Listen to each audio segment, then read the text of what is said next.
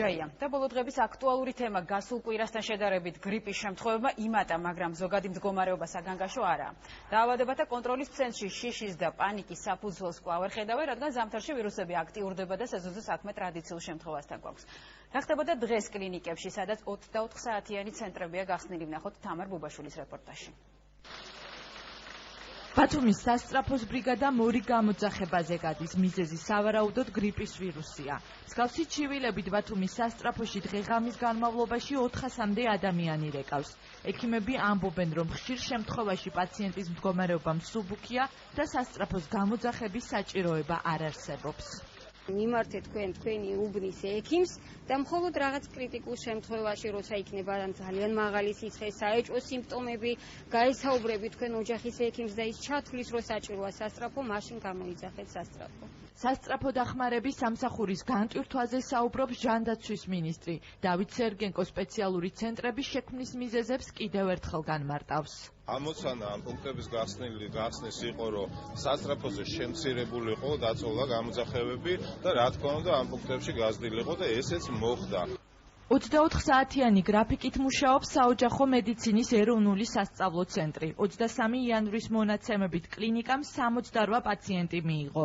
გრიპი კი მხოლოდ 13 მათგანს დაუდგინდა. დღის განმავლობაში 80-მდე პაციენტი აკითხავს რესპუბლიკურ საავადმყოფოში გახსნილ სპეციალურ ცენტრს. სპეციალისტები მოქალაქეებს კონსულტაციას ტელეფონის საშუალებითაც უწევენ.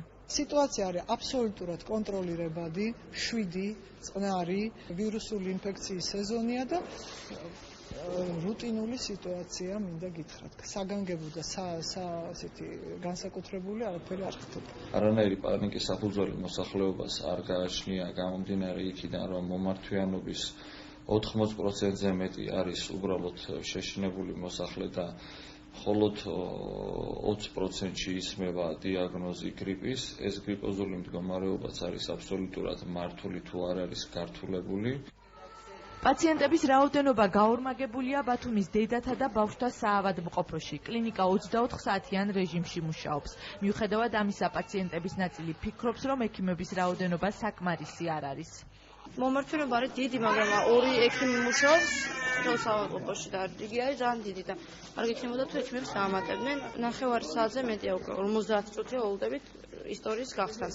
დაახლოებით პრეჰოსპიტალური დეპარტამენტი დღე-ღამის განმავლობაში ღებულობს 110, 120, 130 პაციენტი. ჩვენ მუშაობთ 24 საათიანი, ყოველთვის წარსულშიც, ეხლაც და მომავალშიც. მომართვიანობის გაზრდის მიუხედავად ექიმები ამბობენ, რომ პანიკის საფუძველი არ არსებობს. არ არის ეპიდემიის საფრთხე. სპეციალისტების განმარტებით ზამთარში სეზონური ვირუსები ტრადიციულად აქტიური ხდება.